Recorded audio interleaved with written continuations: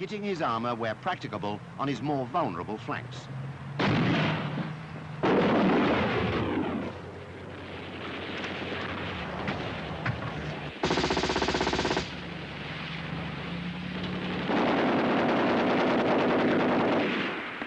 Here and on other thrust lines, Soviet soldiers and recce vehicles are now paying dearly for the press-on tactics which lie at the root of Soviet doctrine.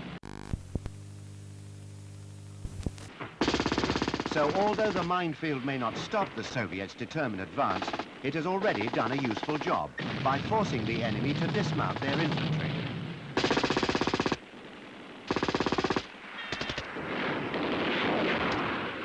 Now is the time to prove how good you are on a man-to-man basis.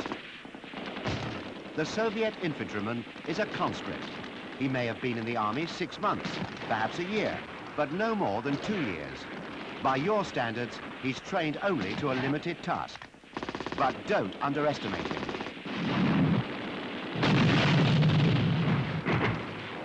His weapons skills are good. He knows how to go forward and how to attack. Under current Soviet military doctrine, that's all he needs to know. You're seeing almost all of his military knowledge now. With your superior training and skills, what you must know is how to stop him. When discussing the military system of the USSR, it is difficult to find reliable information about the infantryman and what is expected of him on the battlefield. And honestly, that's not all that surprising. Despite the majority of the army being made up of motorized rifles, analysts throughout the Cold War and after, time and time again, pushed aside this subject in favor of easy explanations, such as the all-too-common robotic conscript narrative. Today I hope to change that and offer a comprehensive look at the theoretical foundation of Soviet platoon tactics. Далеку нас с тобою веселей, солдат, гляди, бьется, бьется знамя полковое, командиры впереди, солдаты, в путь, в путь, а для тебя, родная, есть почта полевая, прощай, труба зовет, солдаты, запомнят, это негрозимо говорим. Мы прошли с тобой полсвета, если надо, повторим. Солдаты, в путь, в путь, а для тебя, родная, есть почта полевая, прощай, труба зовет. Солдаты, в поход.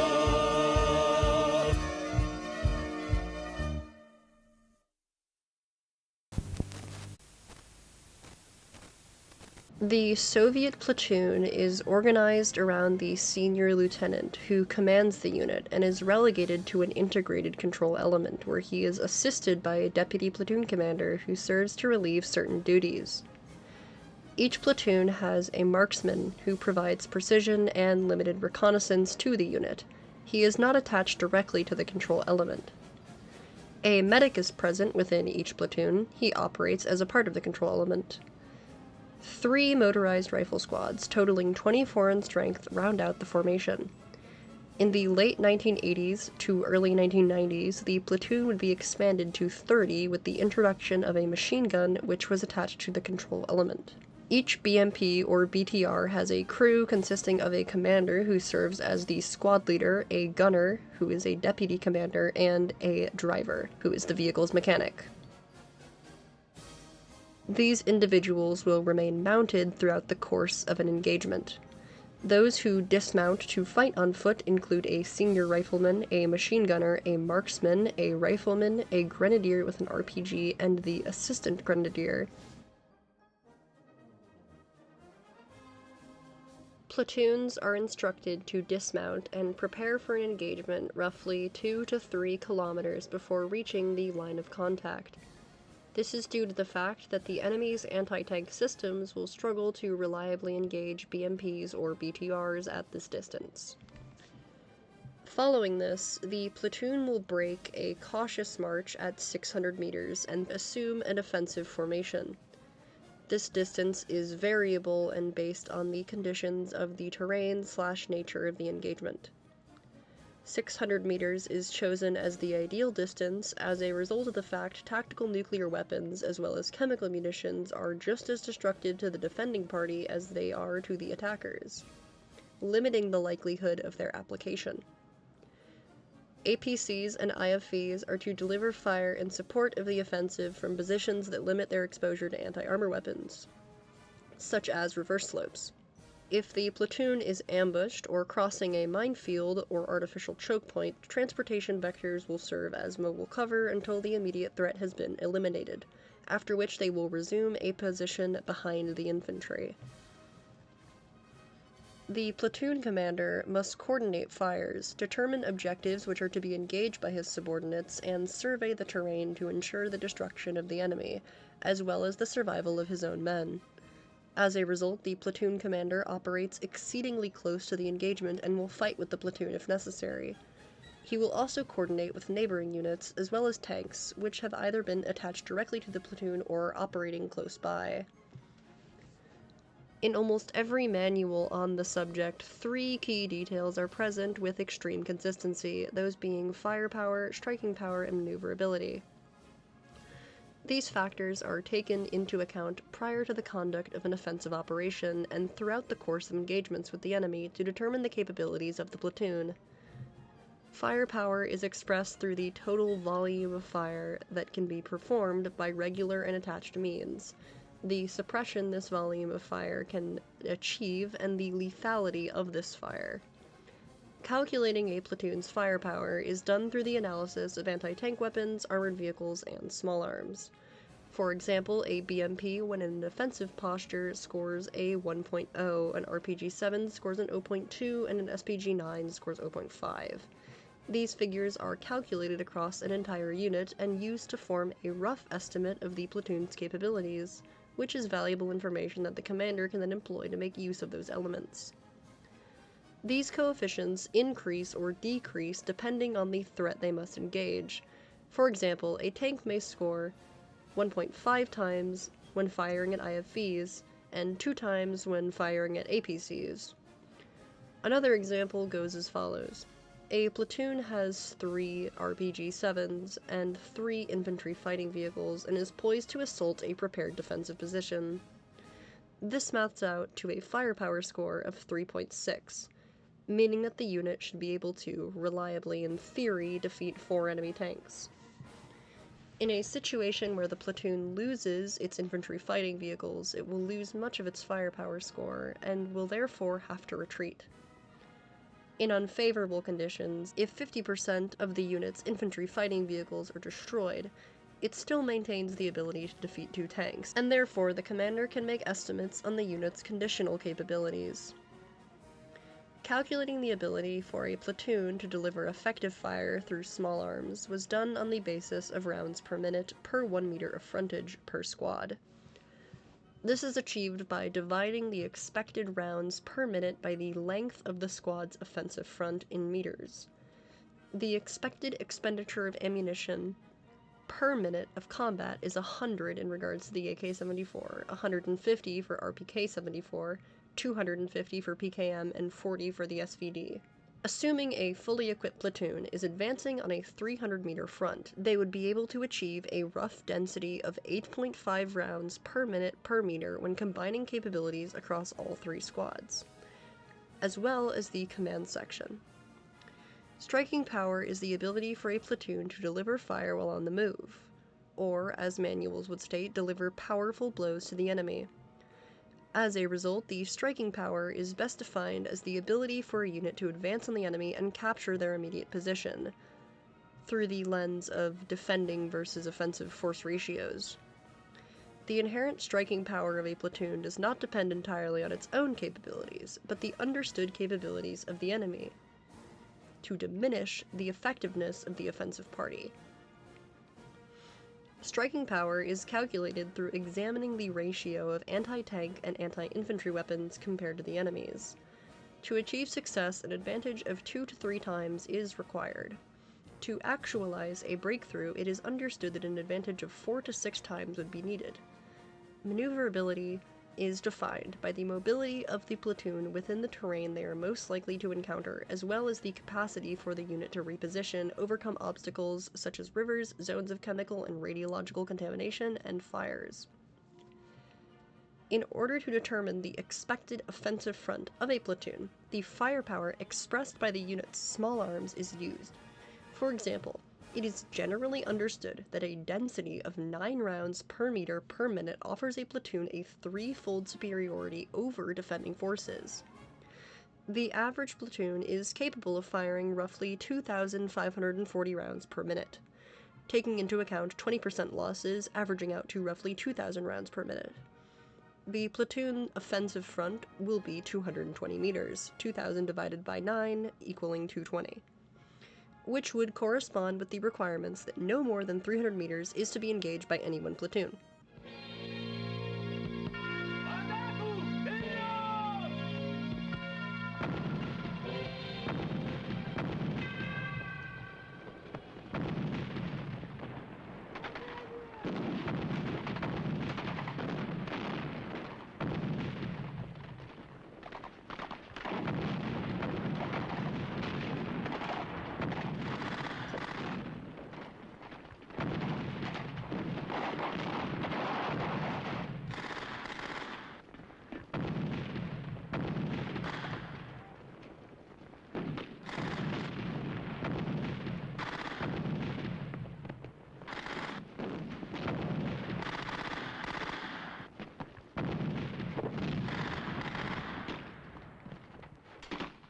A platoon may see the attachment of automatic grenade launchers, flamethrowers, as well as additional machine guns.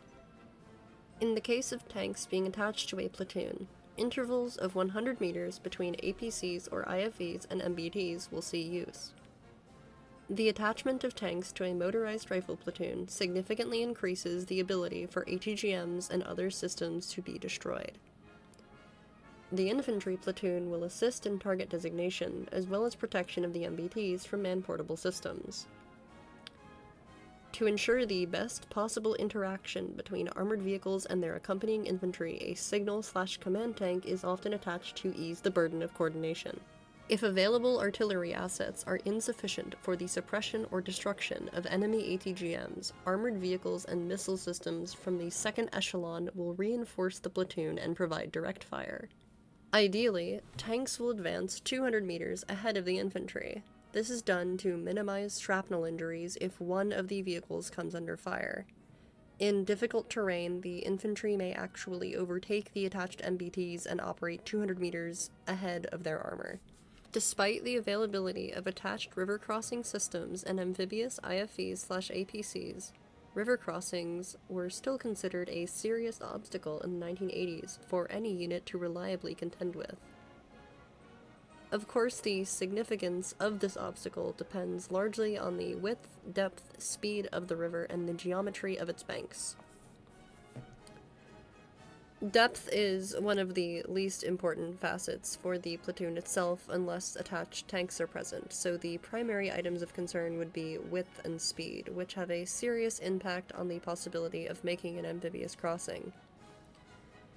It is recommended to avoid any crossing that presents waves reaching heights of up to 0.5 meters, 0.8 for PTR due to its increased amphibious properties, and those with exceedingly steep banks made from concrete or granite. It is also important that the preceding terrain is taken into account. For example, a narrow crossing could become a daunting task if swamps are present at the infill and exfil points. Depending on the time of year, ice could either destroy the possibility of crossing entirely, especially in faster flowing rivers, or increase its capabilities by the ablation of the obstacle entirely, in the case of a frozen lake or comparable body of water. When speaking to the latter, APCs can reliably cross frozen water obstacles if the ice is 35 to 43 centimeters thick, with 25 meters of dispersion between units.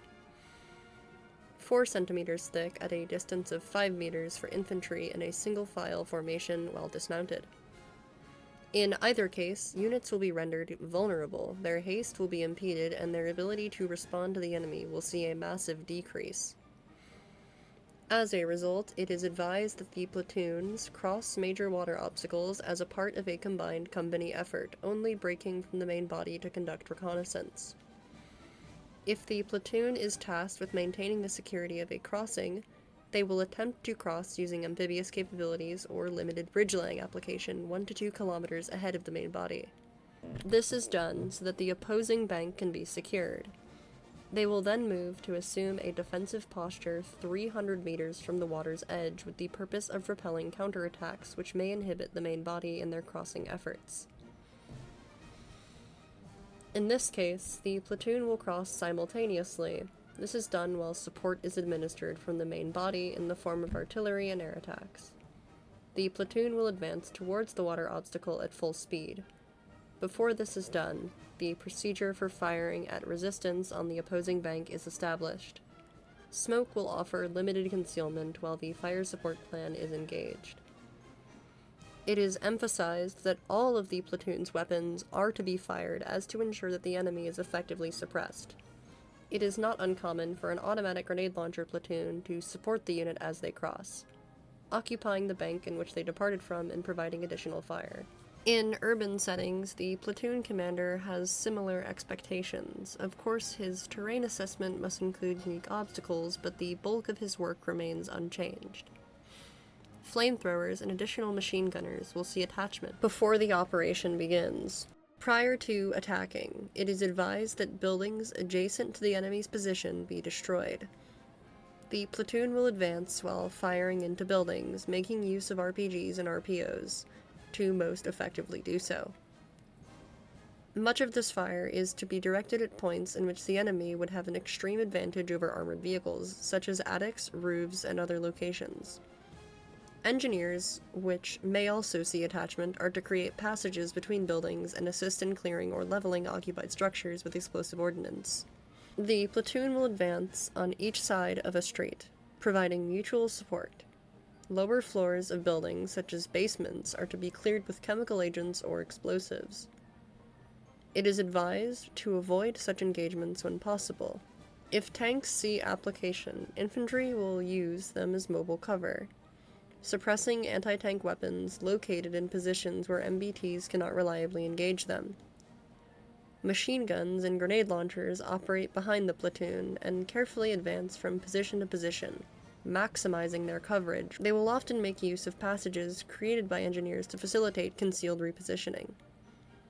Heavily fortified buildings are, as a rule, surrounded and promptly destroyed. A motorized rifle platoon advances in a chain formation. IFVs operate in intervals of 100 meters, with grenade launchers occupying 50-meter gaps in between if attached. Individual combatants are often separated by 8 to 12 meters. The chain is preferred as the infantry can move forward or to the side without interfering with the actions of those around them. Anti-tank weapons are usually deployed alongside grenade launchers with a distance of 10 to 20 meters, 15 meters as a rule for ATGMs. In offensive operations of considerable haste, IFVs or APCs may be no more than 50 meters behind their dismounts. In a pursuit, the platoon will seek to cut off the enemy and position themselves along the axis of their retreat. If this is impossible, the platoon cooperates with neighboring formations to deliver as much fire as possible in the direction of the fleeing enemy while moving to cut them off. Once the enemy's position has been captured, artillery supporting the unit will prepare measures to repel a counterattack.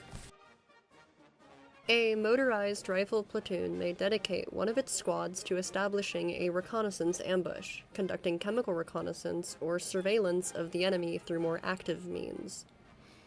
The platoon itself passively conducts reconnaissance through the capture of prisoners, the interview of civilians, and the examination of captured documents and equipment. The squad assigned to conduct specialized reconnaissance activities may be reinforced with engineers, observation equipment such as thermal imaging systems, and ground surveillance radars. A reconnaissance ambush is done to capture prisoners, weapons, and documents. to determine the composition of an enemy's defense, targeting singular combatants, primarily officers or unsupported patrols. A successful ambush is one which does not arouse immediate suspicion from opposing forces, and is executed without casualties on behalf of the squad. They are often established along roads, trails, bridges, or water sources, where singular soldiers are likely to appear.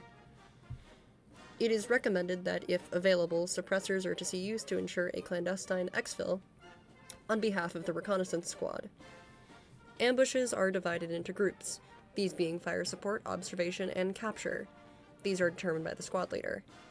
The task of the fire support group is to suppress and demoralize the enemy with overwhelming fire once they have reached the predetermined point of engagement.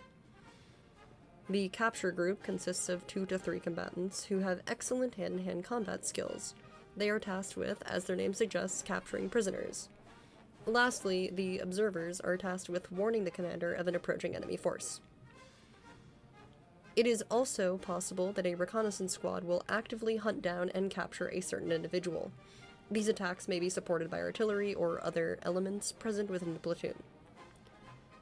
For such operations, a capture group and fire support group are formed. The capture group, similar to the reconnaissance ambush, is comprised of 2 to 3 combatants. The fire support group is often 2.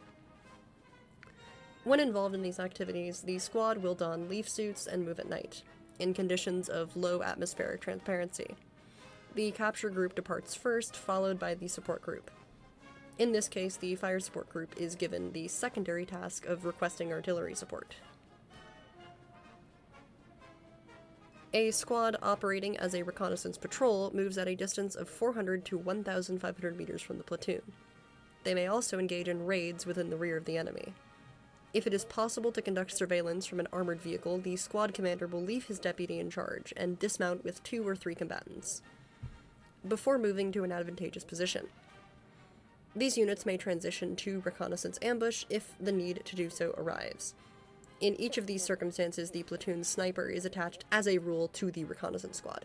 When a motorized rifle squad dismounts from its transportation, be that an IFV or APC, the commander instructs the driver where to situate the vehicle as to best support his dismounts.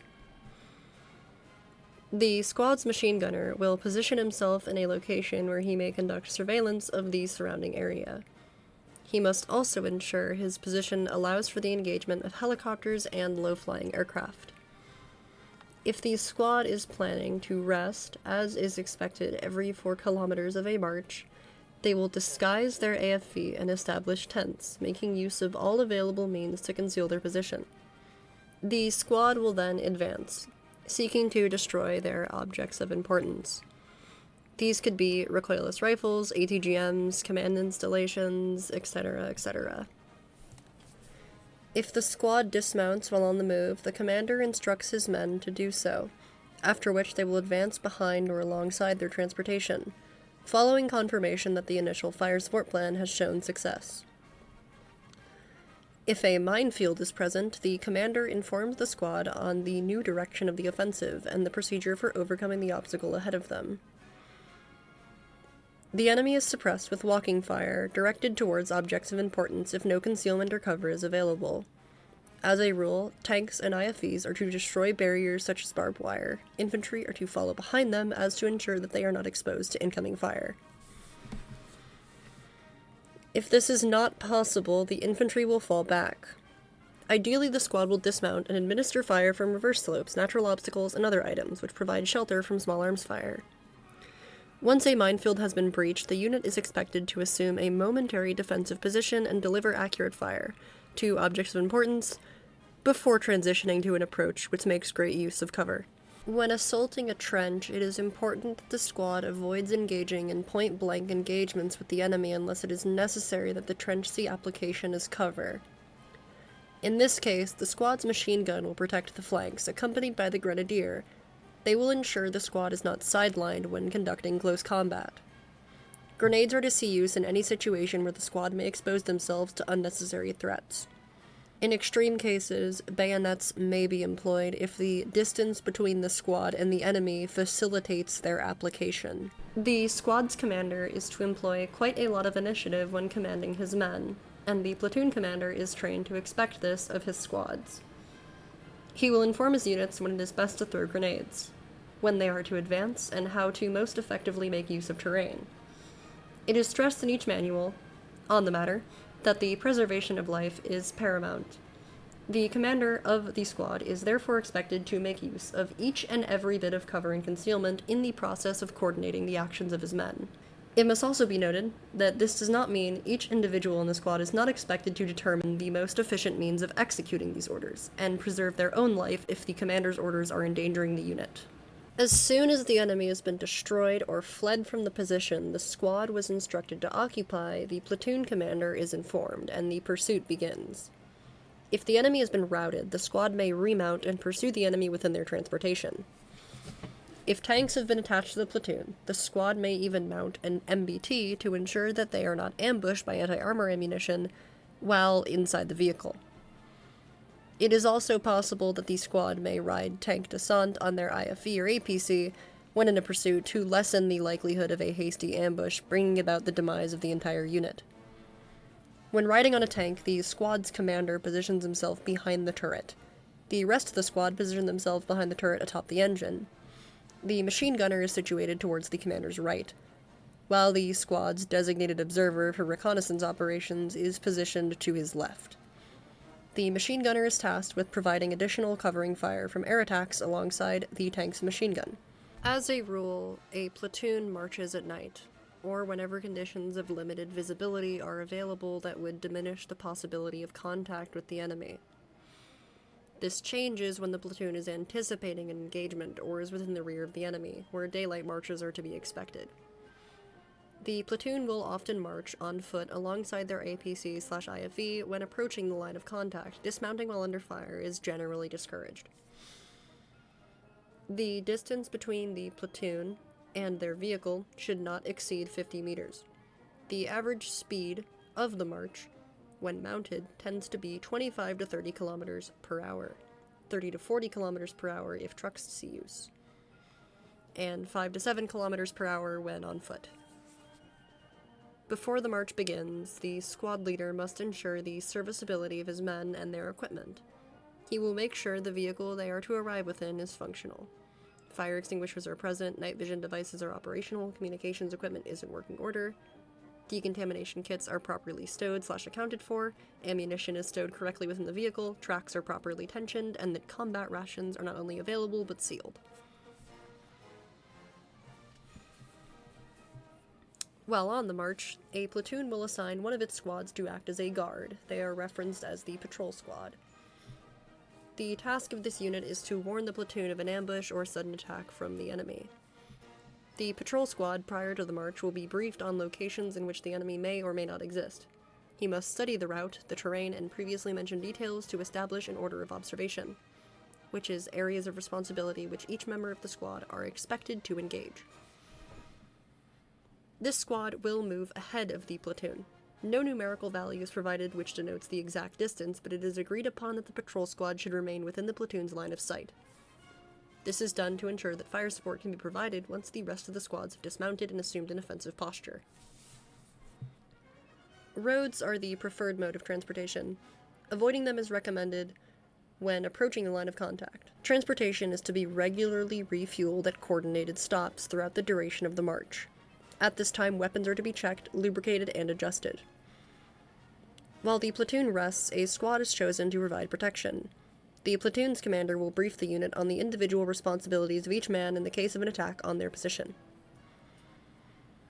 Observation posts are established 1,500 meters from the camp. Foot patrols may see use to expand the area of observation. If a patrol is organized, it will consist of 2 men, one of which will be designated the leader of said patrol. He serves to inform the platoon of contact with the enemy. When tanks see integration into a platoon, the commander of the unit determines where exactly they will be positioned before and during the offensive. The gunner is informed as to what targets he must prioritize. The driver is made aware of the direction in which he is expected to advance, as well as obstacles he may encounter. The commander will be briefed on the likelihood of airborne attacks and the procedures for infantry coordination. While executing the directives established by the platoon commander, the tank's commander must consider favorable route adaptation, maintain continuous communication with the platoon commander, as to update him on the situation so he may adjust the plan of attack, and independently determine the most efficient pace for destroying the enemy in conjunction with attacking infantry. The tank will not break from the platoon's predetermined order of battle unless given permission to do so. If a tank is damaged but remains operational, the crew will continue to deliver supporting fire from the position they were immobilized. If the damage is easily serviced, the driver will exit the vehicle and attempt to repair it. When abandoning a tank, due to the presence of incendiary complications, ammunition and grenades are to be unloaded if possible to avoid a larger explosion transpiring from their eventual detonation. When engaging the enemy, it is important that the vehicle stops in a position where they are somewhat concealed. It is important that the commander considers reverse slopes and other elements which will protect the tank from incoming fire. When tanks are integrated into a patrol squad, they assume control of the attached infantry and may organize groups of 2 or 3 soldiers to observe distant or suspicious objects. When this is done, the tank alongside the squad's remaining infantry will assume a sheltered position. Each individual within a squad determines their path of movement on the battlefield and must conceptualize terrain which will most effectively shield them from incoming fire. Most manuals state that an individual should seek cover every 20 to 40 paces in advance, and that periods of fire are to be delivered from the short stops with accuracy, before resuming suppressive walking fire. Before reaching cover, it is standard procedure to lie down and approach in a prone position. Platoons may conduct infantry movement one at a time, within small groups or as entire squads. When advancing one at a time, upon receiving the command to do so, the rightmost squad member will assume a low running posture and advance 20 to 40 paces. Once he has stopped, the next man advances to his selected cover and concealment. Those who remain in place are to provide supporting fire until it is their turn to advance. The last man will be supported by the IFV or APC they arrived within.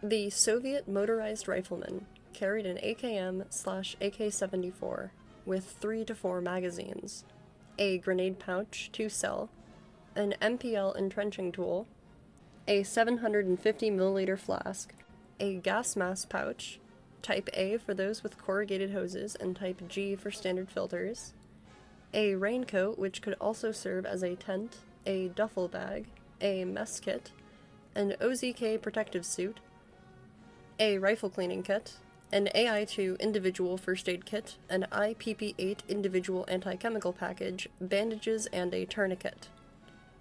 Additional ammunition was carried in the transportation vector the squad arrived within. 300 rounds for each AKM/AK-74 and 1,000 rounds for the RPK operator. It must be noted that the Soviet approach to equipment was defined by the understanding that the purpose of the army was to engage in a major European war. Everything within the Soviet army was built and structured with this thought in mind. In this regard, the simplicity and cost-effective nature of Soviet equipment was indeed sufficient, especially when one considers that the majority of units' sustainability was carried in their transportation, meaning the Soviet soldier was significantly lighter when compared to Western contemporaries, only operating 40 kilograms of equipment at a maximum. Of course, during the Afghan War, this proved to be a curse rather than a blessing. In these conditions, soldiers were incapable of relying on mechanized elements and as a result, had to carry their sustainability with them into combat. Here I intend to cover what would see use in Europe, not Afghanistan, as this subject has already been covered front to back by others. Duffel bags employed by motorized riflemen are to carry an exceedingly light load, that being field rations, soap, and a change of underwear. Everything else the Soviet soldier was expected to rely on was affixed to his load-bearing equipment. Officers and sergeants were to carry maps and documentation within a field bag. These could be affixed to a thin shoulder strap. The KZS oversuit actually served the purpose of offering limited chemical and nuclear protection. They were designed to be disposable, as their primary application was shielding one's OZK from the heat of a nuclear blast. As a secondary goal, the KZS provided much-needed camouflage to the Soviet soldier, and was rather successful in this regard due to its loose construction and effective pattern, which was designed to confuse those operating NVDs. The origins of Soviet load-bearing equipment, as it was known in the 1980s, can be traced back to 1949, where modernizations were made to accommodate the magazines of newly introduced weapon systems such as the RPD and early AK pattern rifles. These adolescent models offered 6 magazines to the individual. At this time, the 1936 model hand grenade pouch was still in service, which proved inconvenient. In 1955, a new magazine pouch was developed, which did away with the previous shoulder strap design, limiting the operator to just 4. Modernizations ushering in a polyvinyl chloride coating applied to the surface area of load-bearing equipment, which improved decontamination procedures and diminished wear due to atmospheric conditions, also came about at this time. Later, the standard-issue raincoat employed by the Soviet Army saw the introduction of belt loops, which allowed for more secure attachment to one's equipment. Alongside the aforementioned improvements, a new hand grenade pouch would see service, which was not only more secure but easier to operate. With the introduction of this new pouch came another improvement, that being a modernized RPD pouch that offered a similar attachment mechanism, as well as a new gas mask pouch. In 1964, as a result of Order Number 130, a new set of load-bearing equipment would enter service, which would abandon the shoulder-mounted gas mask pouch, as the attachment point found on the first generation of load-bearing equipment is absent. In all other regards, the system was identical to the first generation. In 1969, as per Order Number 191, new elements would be introduced to the Type 2 design, which saw production in 1972. Notably, the protective coating became darker, and metal elements, otherwise left untouched, were finally offered a similar paint. Alongside the buckle, which would see application of an anti-corrosive film to extend its shelf/service life. For those operating heavy instruments, such as ATGMs and RPGs, new mounting points were added, which improved the comfortability of carrying the standard-issue raincoat. 50mm smoke grenades were commonly employed, which could be fired up to 400 meters or thrown towards a target manually. Dry rations in the Soviet Army consisted of 3 cans weighing 340 grams each, delivered in a cardboard box. The first can contained meat. It was either beef or pork stew. It is said that this meat was, generally speaking, of high quality. The other 2 cans contained buckwheat, pearl porridge with meat, which is said to be quite good, or rice. Canned fish could be issued, but it was not terribly common. Nickel-plated can openers were commonly employed to open these rations, though knives could also do the job in a pinch. Some dry rations contained condensed milk. These were sought after as they were supposedly the best. Within each box, one could also find breadcrumbs, galettes, and rye bread alongside sugar, 3 bags each, 15 grams, and tea, which were stored in 3 bags packed in cellophane. Some state that 400-gram cans of meat stew were issued alongside the 250-gram cans. Some menu options also contained dumplings, chickens with noodles, stewed beef with tomatoes, kasha with fruit, an undescribed vegetable dish, 1 unmarked plastic bag containing a fruit drink, and in some cases 4 packs of sugar. It was important that each soldier in the squad be capable of providing first aid to wounded combatants. As a rule, before each battle, the squad's commander will check whether his subordinates are provided with adequate medical provisions. He will denote where wounded are to be transported on the battlefield, and that sanitary and hygienic standards are maintained as to prevent the spread of disease or infection. Each member of the squad is provided with a first aid kit, which is to see use in situations where bacteriological, radiological, or chemical weapons have been employed. The contents of this first aid kit include physostigmine, atropine with 1 milliliter of sulfuric acid, which is to be administered in case of visual and respiratory impairment as a result of organophosphorus poisoning, an angiolytic agent, and 12 radioprotective tablets. Dressings for wounds, as well as tourniquets, are provided in sterilized packages. Additional protection from contamination is provided by a rubber lining. The bandages are designed in such a way that their application does not compromise their sterility. The rubberized shell of the bandage may see use in closing a sucking chest wound. An individual anti-chemical package is provided which serves to neutralize agents on one's skin or equipment.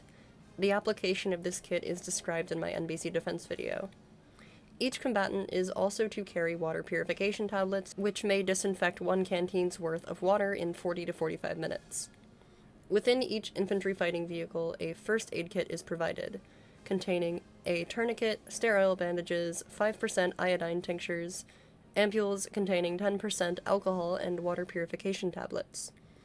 Each combatant is to receive comprehensive training in regards to caring for all manner of injuries, both life-threatening and superficial, burns, frostbite, poisoning, fractured limbs, and miscellaneous ailments, which may affect the unit in the field. Each combatant was also expected to carry oxacillin sodium salts, which are narrow-spectrum antibiotics. There is evidence that psychostimulants were issued with the goal of preventing sleep, if one needed to endure a long engagement, and to treat the anxiety which resulted from that medication, trioxazine was available.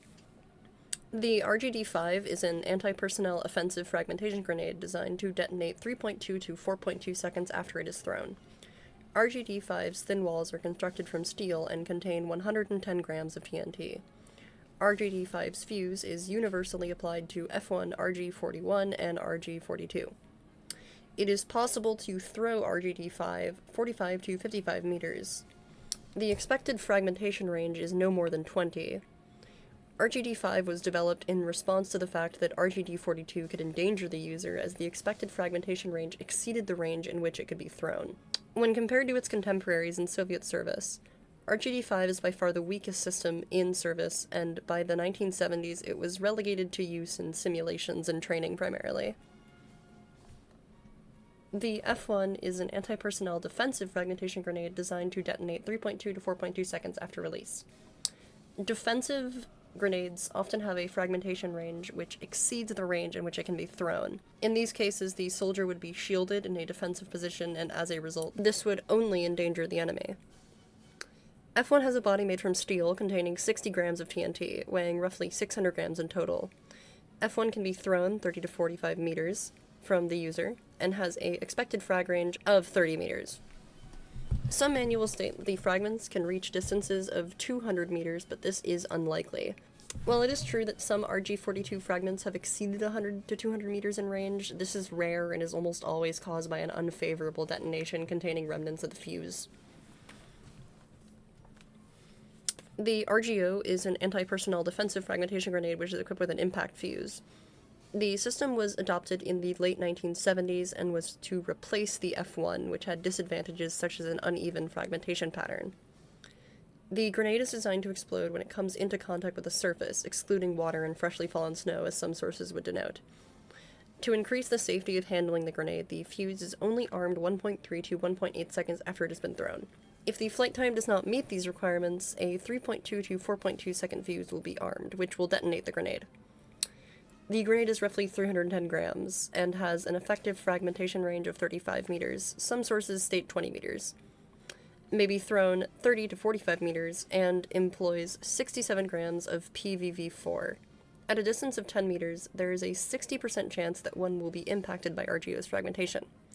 This drops to 20 to 25 at 20 meters, and only 0.5 to 0.1 at 35 meters. During testing, remnants of the fuse were found at distances of 200 meters If this fragmentation would have been deadly is unknown and unlikely. The RGN is an offensive anti-personnel fragmentation concussion grenade. The system was developed and adopted in the late 1970s and was expected to replace the RG-42 and RGD-5. The fuse and impact characteristics are identical to those on RGO, despite the grenade using a proprietary fuse, which is not compatible with the UZ-RGM type. RGN weighs 290 grams, contains 97 grams of PVV4, can be thrown up to 45 meters, and has an effective fragmentation range of 35. It can induce barotrauma within 8 to 10 meters. The probability of inflicting lethal injuries within this range is as high as 75 to 85%. The average mass of each individual fragment is roughly 2 grams. As a result, they lose speed rather quickly, reducing the lethality of RGN at a range of 20 meters to 5 to 7%. Larger fragments may fly up to 35 meters, but the probability of being hit by them is rather low. Information about platoon-level radio systems are available on sysm.space, where my articles have been uploaded. If you care to read about R-147 and R-157, you can do so there. Стоим мы на посту, позводно и поротно, без